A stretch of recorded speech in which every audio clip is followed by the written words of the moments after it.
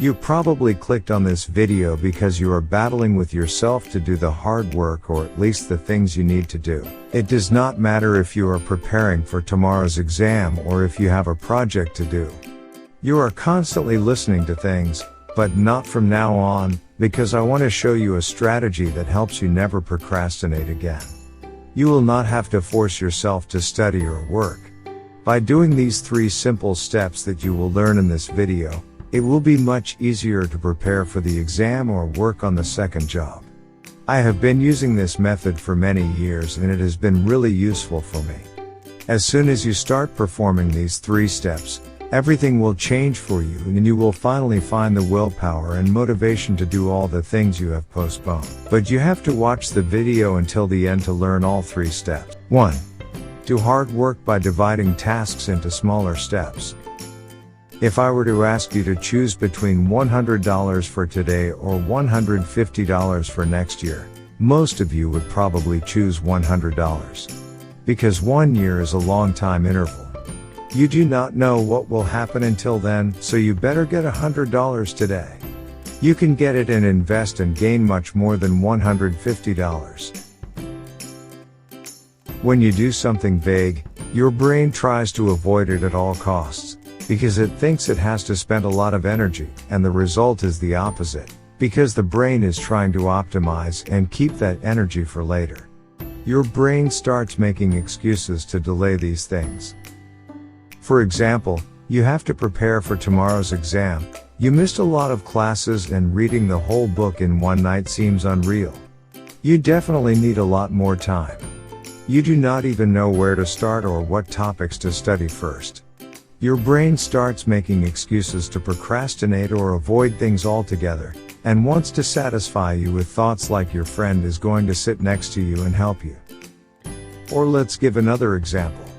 Every time you want to start something positive, your brain jumps in the middle and says, let me make a coffee or check Instagram to see who left a comment under my last post. All this because of what you have in front of you is vague and uncharacteristic. The simplest solution to this problem is to divide the tasks into smaller steps.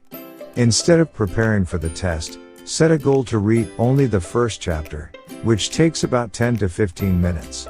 It will be much easier to force yourself to concentrate for about 10 minutes. When the first season is over, go to the next part. What I found to work best is to set time blocks instead of setting a goal to complete a task. For example, set to work for about 30 minutes and then rest.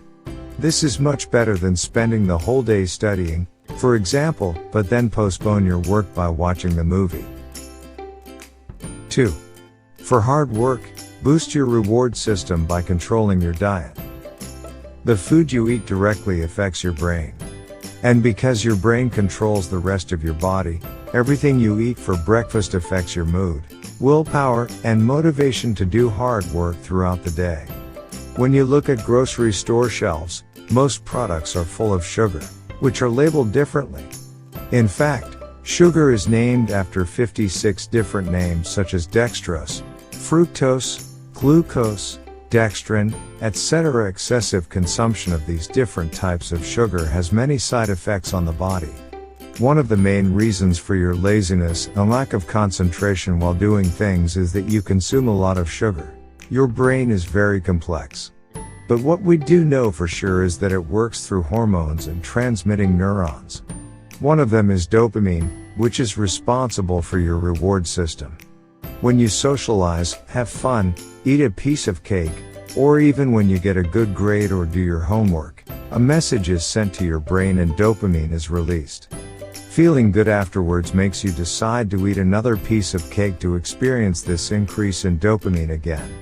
That's why beverage companies add a lot of sugar to their products so you can come back for their products.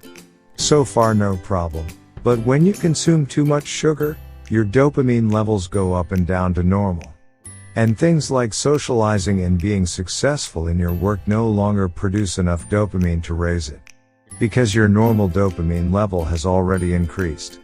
In other words, you destroy your reward system, which makes it difficult for you to do useful things. You can't even concentrate for 20 minutes because your brain is eager to explode dopamine, So quickly check your Instagram to boost neurotransmitters. For example, heroin releases much more dopamine than sugar, making it addictive. As soon as you become addicted, your new dopamine level rises so high that nothing else will be as interesting to you as taking that drug. So how do you do all this cool stuff? Strengthen your reward system by controlling your diet. Try to get rid of sugar completely. A can of soda alone can contain 40 grams of sugar and a chocolate sneaker 12 grams of sugar. Most people have destroyed their reward system, so it does not matter what technique you use to get things done and focus or study for the test. It is not possible until you modify your diet. Start by replacing all your drinks with fresh water or juice. If you add 2 tablespoons of sugar to your coffee or tea, reduce it by half. Replace your chocolate consumption with a banana or any other fruit. Your dopamine level will slowly begin to drop to its normal level and it will be much easier for you to focus. 3. One of the best ways to stay afloat is to stay active. Koalas are one of the stupidest animals in the world. I do not intend to be disrespectful, sorry for the koalas who watch this video. But the fact is that koalas have unusually small brains. And the size of the brain also indicates the mental ability of an animal. Before I feel sorry for them, let me tell you something. Koalas do not need a bigger brain because they sleep between 18 and 22 hours a day and eat leaves when they wake up. Koalas are known for laziness. In this modern world of technology innovation, most of our jobs and occupations involve sitting in front of a computer. We are much less active than in the past. You know, our bodies were made to move, and our ancestors had to move constantly to hunt and prepare food or escape from wild animals. Sitting reduces blood flow and less oxygen enters the brain and bloodstream. And what does your brain need to stay active? Exactly, oxygen and blood flow. So if you just sit for 10 hours a day, do not be surprised if you cannot concentrate on doing things. I'm not going to talk about the other side effects. The National Institutes of Health has found that the percentage of deaths in adults who spend most of their time sitting is 50% higher. If you sit for more than 6 hours a day, your risk of death increases as much as that of smokers. So a simple way to focus your brain is mobility. For every 45 minutes of sitting, get up for 10 minutes and do stretching exercises. If you can do your work standing or walking, be sure to do so. Of course you have to sit down from time to time. It does not matter much if you are active enough. Studies have shown that students who are more physically fit usually score higher. So if you want to exercise better, walk every morning. So now you know that if you do not keep your brain healthy, you cannot focus on doing things. You will not have enough willpower to do hard work. For this reason, if you want to have high productivity, you must have a good lifestyle.